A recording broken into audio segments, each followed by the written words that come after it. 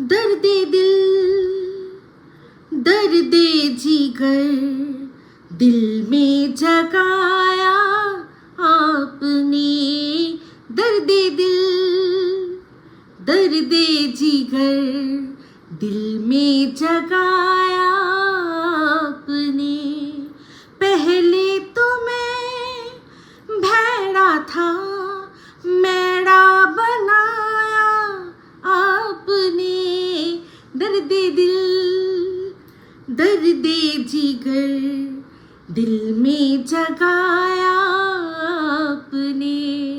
High, আমি Ipsita, welcome back to my channel. চলেছি আবার একটা নতুন ভিডিও নিয়ে। তো আজকের ভিডিওর শুরুতে যে গানটা গাইলাম, এটা কার জন্য গাইলাম? যে কিনা বুকে ব্যথা বুকে ব্যথা বুকে ব্যথা নিয়ে গেছে কোথায় না, হসপিটালে, সরকারি হসপিটাল। অবশ্যই সরকারি হসপিটাল, সেই জায়গাটা ভীষণ একটা আমাদের কাছে বিশ্বাসের জায়গা। এখন অবশ্য বিশ্বাসটা একটু ডগবগ করছে, প্লিজ কিছু মনে করবেন না। এই আরজি করের ঘটনাটা হবে এটা তো আমরা ভাবতে পারিনি। অবশ্য এরকম এই ঘটনা না হোক, বাট সরকারি হসপিটালের একটার পর একটা ঘটনা, এক এক রকমের দুর্ঘটনা, সমস্ত কিছু আমাদের কিন্তু সামনে চলে আসে। কিন্তু এই আরজি করের ঘটনাটা এটা একটা এমন ঘটনা যেটা কি বলবো, পাশবিক, সেটা পৈশাচিক, নারকীয়, তার চেয়েও যদি কিছু ঘৃণ্য ভাষা হয়, মানে পৃথিবীর সবচেয়ে ঘৃণ্য ভাষা যেটা, সেটা যদি বলতে পারতাম মুখ থেকে, তাহলে সেটাই বলতাম। তো সেই জন্য বলছি যে সরকারি হসপিটাল খুবই বিশ্বাসের জায়গা। তো সেরকম একটা বিশ্বাসের জায়গায় একজন গেছে। তার কিসের জন্য গেছে না, বুকে ব্যথা নিয়ে, প্রচণ্ড বুকে ব্যথা। কেন, কিসের জন্য না, তার কর্মস্থল। তো সবার আগে জানতে হবে যে কর্মস্থলটা কীরকম। মানে কর্মস্থল তো মানুষের অনেক কিছুই হয়। এবার ধরুন যে কিনা রাস্তায় ফেরি দিচ্ছে, যা সব জিনিসপত্র নিয়ে বিক্রি করছে, সেই রাস্তাটা বা ফুটপাতটা, সেটাও তো তার কর্মস্থল। সেখানে তো অবাধ বিচরণ যে কোনো মানুষের হতে পারে, তাই না? অবাধ বিচরণ হতে পারে। তো এবার সেই কর্মস্থলটা, ধরুন সেই কর্মস্থলে কেউ ভিজিট করলো, যে ভিজিট করলো সে জানলো কি করে যে এই মানুষটা এখানেই কর্ম করে? তো অলরেডি তার মানে সেটা সবাই জানতো, সেখান থেকেই জেনে সেখানে গেছে। তো তার মানে সে কর্মস্থলটা রিভিল করেনি, অলরেডি রিভিল ছিল, তাই তো? তো নিশ্চয়ই যার কর্মস্থল তারই কোনো বাড়ির লোক, তারই যে আর কি আছে, যে ওয়াইটিতে এতটা বেশি অ্যাক্টিভ, সেই জানিয়েছে যে তার হাজব্যান্ড কোথায় কর্ম করে। তো সেখানে তার বোঝা উচিত ছিল যে কর্মস্থল যখন, সেখানে তো সবাই যেতে পারে। ওটা তো আছেই একটা ওপেন জায়গা, যে মানুষকে বলা হয়, অ্যাড দিয়ে দিয়ে বলা হয় যে এখানে এই দামে, এত অল্প দামে এটা পাওয়া যাচ্ছে আসুন, এত অল্প দামে সেটা পাওয়া যাচ্ছে আসুন। তো মানুষ যেতেই পারে। তো সেখানে গিয়ে কিছু মানুষ কেনাকাটা ছেড়ে এই হাজব্যান্ডকে ধরে তার বউয়ের নামে সুখ্যাতি করে, সেগুলো সে সুন্দর করে বসে বসে শোনে। এমনকি হাত পেতে বউয়ের জন্য ভিক্ষাও নেয়। তাহলে যে হাত পেতে ভিক্ষা নিয়েছে সে তো কমপ্লেনটাও নেবে। অবশ্যই এই কথাটা আমি আগে বলেছি, আরেকবার মনে করিয়ে দিলাম। তো যাই হোক, সে গেছে, গিয়ে কি বলেছে, আমার খুব বুকে ব্যথা। কারণ কিছু মানুষ এসছে, সে তার মধ্যে একজন সে খুব আর কি হম্বি তম্বি করে এমন কথা বলেছে, সে নাকি অসুস্থ হয়ে গেছে, যেরকম ও কোনোদিনও দেখেনি। তো তার একটু মনে করিয়ে দিই, এই যে 14ই জানুয়ারি একটা মিট আপ হয়েছিল, যে বুকে ব্যথা নিয়ে গেছে সরকারি হসপিটালে, সে তার সাথে কতটা হম্বিতম্বি করে কথা বলা হয়েছে সেটার কিন্তু তার কাছে কোনো প্রমাণ নেই, সে প্রমাণ দিতে পারেনি। সে কমপ্লেনও তো করেছিল সংশ্লিষ্ট জায়গায়, মানে প্রশাসনের কাছে, যেরকম আমার সাথে কথা বলতে এসছে, আমার সাথে হম্বিতম্বি। কিন্তু তখন তাকে যখন জিজ্ঞাসা করেছে তাহলে প্রমাণ দিন, সে কিন্তু দেয়নি, প্রমাণ দিতে পারেনি। ঠিক আছে, প্রমাণ দেবে কি করে? কোনো কিছু ঘটলে তবে না মানুষ প্রমাণ দিতে পারে। বাদ বাকি মুখে তো অনেক কিছুই বলা যায়, কিন্তু প্রমাণ চায় প্রশাসন, দেশের আইন প্রমাণ চায়। প্রশাসন যদি কোনো কমপ্লেন নেয়, পরবর্তীকালে তাকে সেটা তো তার কাছে রেখে দেবে না, সে তো আদালতে প্রসিড করে দেবে যে এটা আমরা জানলাম, এই প্রমাণ আমরা জোগাড় করেছি, এই দেখুন, এবার আপনি বিচার করুন। তো যদি প্রশাসন বিনা প্রমাণে শুধু একজন গিয়ে বলল যে তার সাথে অন্যায় হয়েছে, তাহলে সে সেই কেসটা কিন্তু নেবে না, সেই অভিযোগটা কিন্তু নেবে না, তাকে প্রমাণ দিতে লাগবে। তো দিতে পারেনি, আপনারা ভালো করেই বুঝতে পারছেন। তো যাই হোক, এবার কি হলো, সে গেছে গিয়ে পেন, প্রচণ্ড পেন। তো যখন আপনি গিয়ে বলবেন যে কোনো জায়গায় গেলেন, গিয়ে বললেন যে আমার না বুকে অসহ্য পেন হচ্ছে, তো সবার আগে ডাক্তার কি করবে, তার নিশ্চয়ই চোখের মধ্যে এক্সরে লাগানো নেই, যে সে একেবারে বুক ফেড়ে দেখে নেবে একদম যে তার চেস্টে কি প্রবলেম হয়েছে, তার হার্টে প্রবলেম হয়েছে নাকি এটা কোনো মাসেল পেন কিন্তু বুকে অনেক কারণে হতে পারে। গ্যাসের পেন হতে পারে, কারণ গ্যাসের পেন, গ্যাস প্রচণ্ড যখন মানুষের গ্যাস হয়ে যায় তখন কিন্তু বুকের মধ্যে গিয়ে সেই গ্যাস হিট করে, সেটার জন্য পেন হতে পারে। বেকায়দা কোনোভাবে এদিক ওদিক চলতে গিয়ে মানুষের মাসেল পেন হতে পারে, সেটাও বুকে হতে পারে। অনেক সময় হার্টের প্রবলেম মনে হয়, মাসেল পেনকে মানুষ মনে করে হয়তো হার্টের কোনো প্রবলেম হচ্ছে, বা হার্টেরও প্রবলেম হতে পারে। এই সমস্ত কিছু জানার জন্য আপনাকে কি করতে হবে, ডাক্তার তো খালি চোখে দেখে বুঝবে না, তার জন্য সঙ্গে সঙ্গে আপনাকে বলবে তাহলে একটা ইসিজি। তো আপনি যদি প্রাইভেট জায়গায় যান সেখানে আপনাকে লিখে দেবে যে ইসিজি করে নিয়ে আসুন, বা অনেক জায়গায় কিন্তু থাকে, এখন বড় বড় যে চেম্বারগুলো তাদের মধ্যে ইসিজি মেশিন থাকে। তো এখানে সরকারি হসপিটাল, সেখানে অবশ্যই ইসিজি মেশিন আছে, তো সেখানে ইসিজি করানো হয়েছে। এইটা এখন আমাদের কাছে শেয়ার করা হলো যে সেই রাতে ইসিজি করা হয়েছে। তার মানে এটা দিয়ে কি করে বোঝা যায় যে তার যে হাজবেন্ড সে প্রচণ্ড অসুস্থ।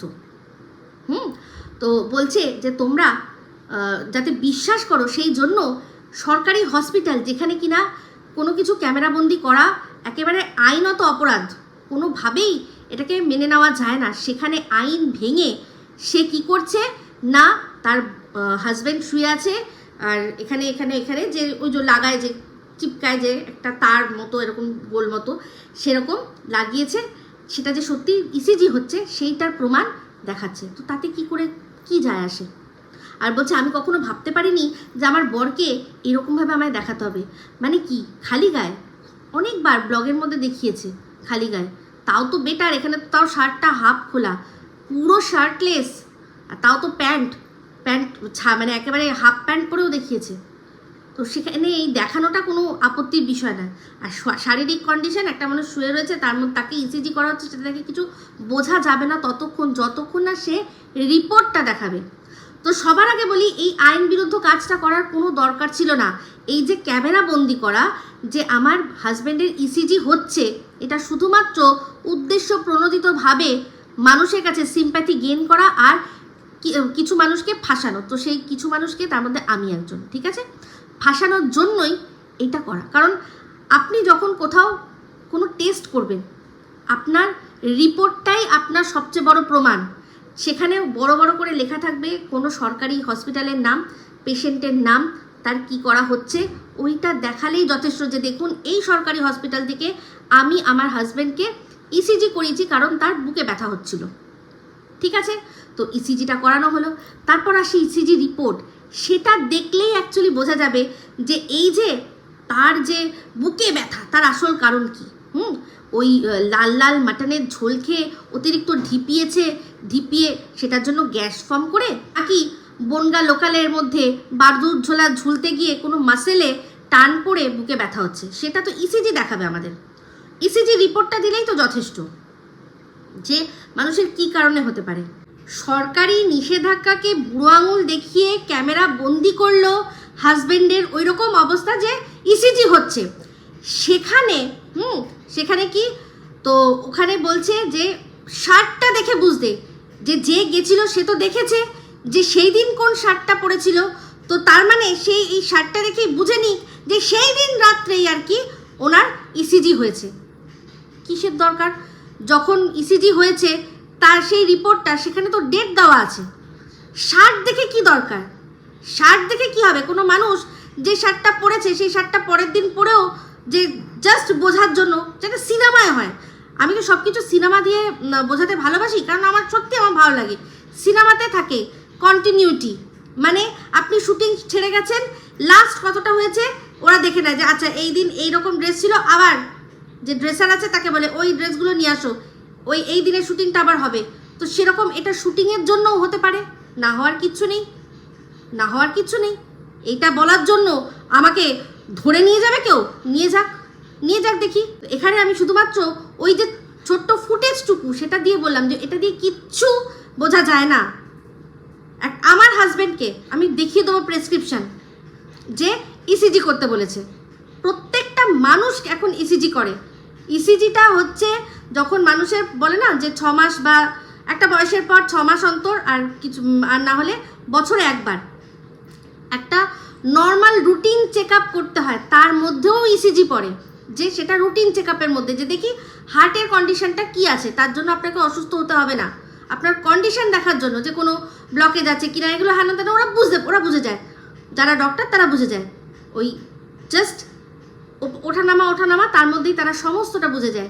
আরও ফার্দার বিভিন্ন রকম টেস্ট করা হয় যে ঠিক কোন জায়গায় কি প্রবলেম, কোনো ভালভে কোনো আছে ব্লকেজ আছে কিনা, কোনো আর্টারিতে ব্লকেজ আছে কিনা, এরকম বিভিন্ন এইসব টার্মগুলো দু একটা শুনেছি, সেগুলোই বললাম। যাদের হার্টের প্রবলেম হয় তাদের আরও ফার্দার কিন্তু বলা হয় যেগুলো করার জন্য। তো এই বোকা মানে জিনিসটা, এই ফুটেজটা মধ্যে থেকে বোকা কথা বললে হয়ে যাবে? ডেট নেই, ডেট থাকবে না যে রিপোর্টের মধ্যে, সেটা দিয়েই সব বোঝা যাবে যে একটা মানুষ সে কোন দিন তার প্রবলেম হয়েছে, কোন দিন সে গেছে আর কি রিপোর্ট করাতে। তো এটা কোনো বড় ব্যাপার নয়, কোনো বড় ব্যাপার নয়। একটা মানুষের যদি কোনো কারোর দ্বারা ক্ষতি হয়ে যায় তারপর গিয়ে কোনো কিছু মানুষের হয়, মানে হতে পারতো সেই দিয়ে যদি মানুষ এখন যদি বিচার শুরু হয়, সেই দিয়ে যদি মানুষকে জেলে পোড়া হয়, তাহলে আর আমাদের দেশ চলবে না, কোনো দেশই চলবে না। যে আপনি আমাকে এটা বলেছেন, তাহলে আমার এই জিনিসটা হয়ে যেতে পারতো, তাহলে ওর জন্য তো অনেকগুলো মানুষের প্রাণহানি হতে পারতো, অনেক মানুষের প্রাণহানি হতে পারতো। তাদের এমনভাবে মানসিক টর্চার করেছে তারা প্রত্যেকে। এখন সবাই তাদের টর্চারটা যে সত্যি সেটা তো দেশের আইনও মানছে, কারণ ওর নামে কেস চলছে, একটা না অনেকগুলো। সামান্য ইসিজি করতে তাকে দৌড়াতে হয়, তার জন্য আরেকজন মানুষকে জেলে পুরে দেওয়া হবে? তাহলে তো বলবো 14ই জানুয়ারিতে যে কজন মানুষ এই মানুষটাকে এই যে আর কি শুয়ে পড়েছিল এরকমভাবে আর ইসিজি হচ্ছিল, তাকে যখন ছেঁকে ধরেছিল এক একজন এক এক রকমের প্রশ্ন করছিল, সে তো সুন্দরভাবে তখন সবার কাছে হাত জোর করে বউকে তখন কি করবে, সবাই মোটামুটি বউকে ভৎসনা করছে, মুখে মানে এমন কথা বলছে, তাকে এমন প্রশ্ন করছে যে বউ হকচকিয়ে যাচ্ছে। তখন কি করেছে, বাধ্য হয়ে হাত জোর করে যে ছেড়ে দিন, এখন আমরা কোনো উত্তর দিতে চাই না, এখানে কোনো উত্তর দিতে চাই না।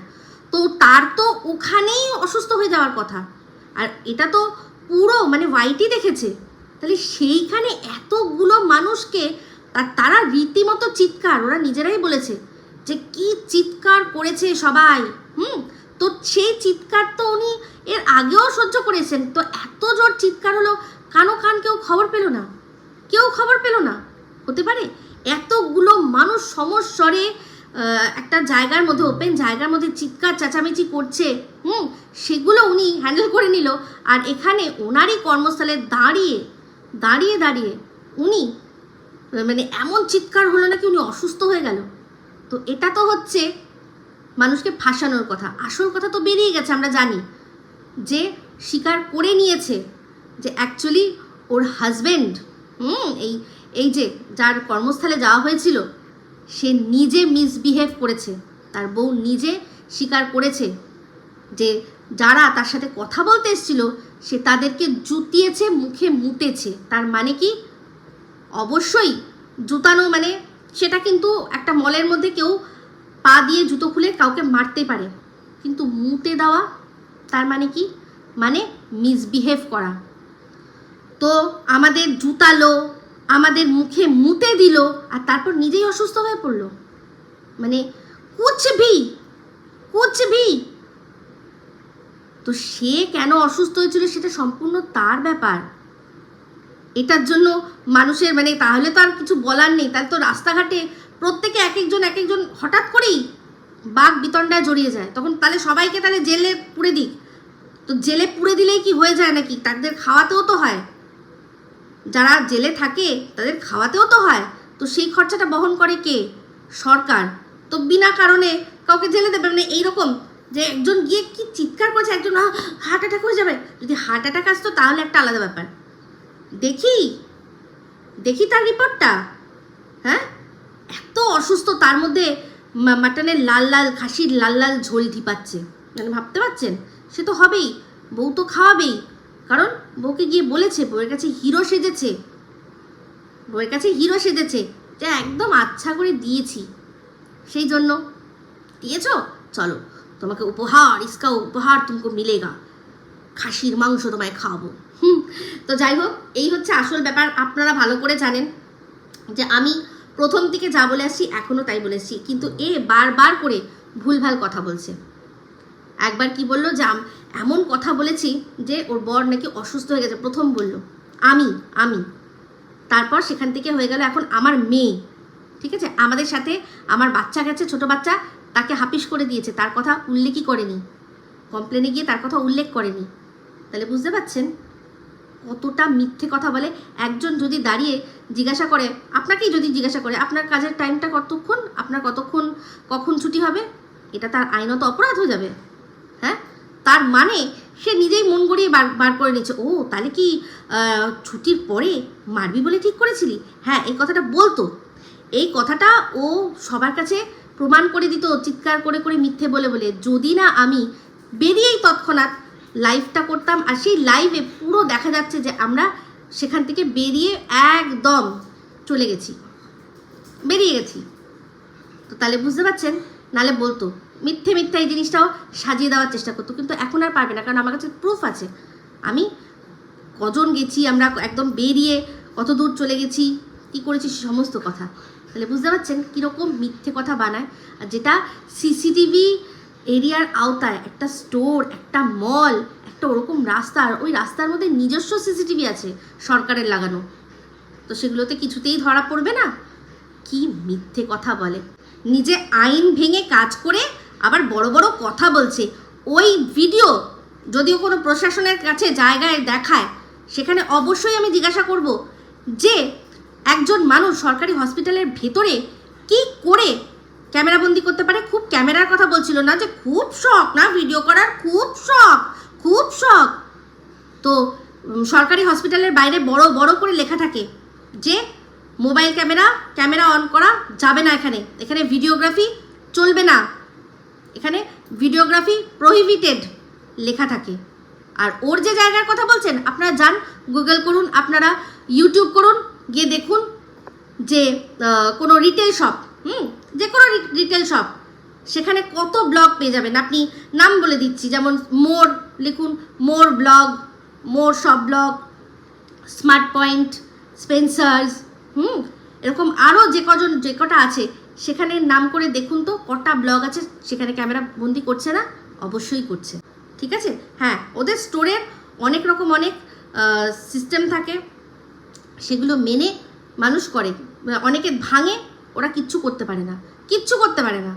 তবে হ্যাঁ, একটা কথা বলতে পারি যে এরপর আমি বৃহত্তর আন্দোলনে যাব, যে একটা রিটেল শপের একজন কর্মী সে কি করে তাদের ভিজিটারদের এরকমভাবে নোংরাভাবে ফাঁসানোর চক্রান্ত করতে পারে। তাহলে বলবো যে এই যে রিটেল স্টোর, তাহলে আপনারা সবাই বয়কট করুন।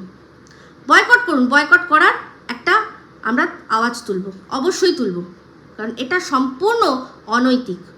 তো এখানে সরকারি হসপিটালে যে রিপোর্টটা করানো হয়েছিল, সেটাই সবচেয়ে বড় প্রমাণ যে সে ইসিজি করেছে হসপিটাল থেকে, ঠিক আছে। কিন্তু সেই রিপোর্ট দেখাতে পারবে না, কারণ কিছু থাকলে তো দেখানোর মতো।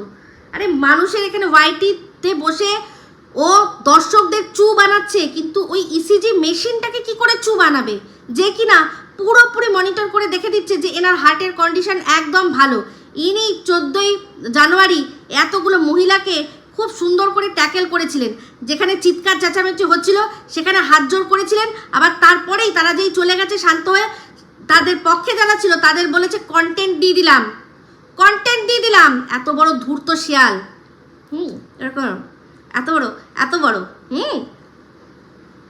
সে এইরকম মানুষ, তার হার্ট কিচ্ছু না, যে কিনা একে নিয়ে ঘর করে, হ্যাঁ, যে কি বসে বসে ভিডিও করছে, তাকে নিয়ে যে ঘর করে, তার কোনো কিছুতে মানে হার্টের প্রবলেম হবে, ভাবতে পারেন। আজকে বলছে একটা দিন বলছে আমার বরকে এরকম বলেছে, সেই জন্য আমার বর অসুস্থ হয়ে গেছে। ও বলছে, ওর কথা ধরে নি, যদি দিনের পর দিন খাটের ওপর বসে মাসের পর মাস, বছরের পর বছর মানুষের পিন্ডি চটকে গেছে, তাদের সম্পর্কে বলে গেছে, তাহলে তাদের ঠিক কতটা কষ্ট হয়েছিল। অনেকে তো বলেছিল যে শেষ করে দেবো নিজেকে, কারণ আর নিতে পারছি না এরকম অনেকে বলেছিল, আপনারা সবাই জানেন। তারা বলেছিল আমি আর নিতে পারছি না, একটা ব্লগারের কথা বলছি না, অনেকে বলেছিল যে এইবার তো বন্ধ করো, কিন্তু যতবার তারা বলেছে ওকে তত বেশি করে আরও বেশি এনার্জি নিয়ে ও তাদের উপর ঝাঁপিয়ে পড়েছে, কারণ মজা পেয়ে গেছে ঝাঁপিয়ে পড়েছে। তখন মনে হয়নি যে তারা অসুস্থ হতে পারে? অসুস্থ তো হয়ে গেছিল, অনেকেই হয়ে গেছে। তো খুব না, নিজের বেলায় খুব লাগে, রিপোর্ট দেখাবি, আমাকে দেখাতে হবে না, জায়গা মতো গিয়ে দেখা, যা জায়গা মতো গিয়ে দেখা। আর আমিও দেখবো, তারপর আমিও দেখবো একটা পাবলিক প্লেসে একটা জায়গায় যাওয়াতে, সেখানে কারোর সাথে কোনো কথা বলাতে, সে অসুস্থ হওয়াতে তার দায়টা আমায় কিভাবে নিতে হয়, যে কিনা এতগুলো মহিলার চিৎকার চেঁচামেচি হ্যান্ডেল করেছে, তার এই মানে তার অসুস্থতার দায় আমায় কি করে নিতে হয়, আমিও দেখবো। ঠিক আছে? তো যাই হোক, আজকে এই মানে নাটক দেখতে গিয়ে ব্লগটা দেখলাম ওর বাবা। আমি তো এখন আর ব্লগ দেখি না, কারণ ওর ব্লগটাও এখন কন্ট্রোভার্সি হয়ে গেছে। তো সেখানে দেখলাম বলছে যে ওপর থেকে মাছ পাঠালো, রান্না পাঠালো ওপর থেকে, মানে শাশুড়ি বা শ্বশুর শাশুড়ি পাঠালো সেটাও বলতে পারলো না। তো এর আগেও দেখেছিলাম একবার, অনেক আগে দেখি ইলিশ মাছের মাথা দিয়ে কচুর শাক পাঠায়, ইলিশ মাছ কিন্তু পাঠায় না। আজকে দেখলাম যে ইলিশ মাছ পাঠিয়েছে। যাদের সাথে সম্পর্ক নেই, যে শাশুড়ি অসুস্থ হলে একবেলা দেখতে যায় না, তাদের ওখান থেকে খাবার নিয়ে পাঠালে কীরকম ধিপায়। এদিকে নিজে যাই রান্না করুক সেগুলো কিন্তু ওপরে পাঠায় না। তা আমার মনে হয় যদি পাঠায় ওপরে, ওরা খাবে কি না সন্দেহ আছে, কারণ এ যা গিদর সে তো দেখে নিয়েছে সবাই। শ্বশুর শাশুড়ির সব সুযোগ সুবিধা নিতে ভালো লাগে, তাদের বাড়িতে থাকতে ভাল লাগে, তাদের ইনভার্টার ইউজ করতে ভাল লাগে, তাদের সমস্ত কিছু, তাদের ওখান থেকে খাবার আসলে সেটা ভাল লাগে, কিন্তু তাদের জন্য কোনো কর্তব্য করতে নইবচ কোনোদিনও করবো না। উল্টে কে করছে না সেগুলো আমি দেখব, সেগুলো নিয়ে পিন্ডি চটকাবো। ভাবতে পারেন কি অবস্থা। তো যাই হোক, যে মুখে ব্যথার কথা বলেছিল সে যে এখন ভালো আছে সেটা শুনে খুব ভালো লাগলো, কারণ তাকে দেখেছি আমরা দক্ষিণেশ্বরে এতগুলো মানুষকে ট্যাকেল করতে দেখেছি। সেই ভিডিও কি নেই?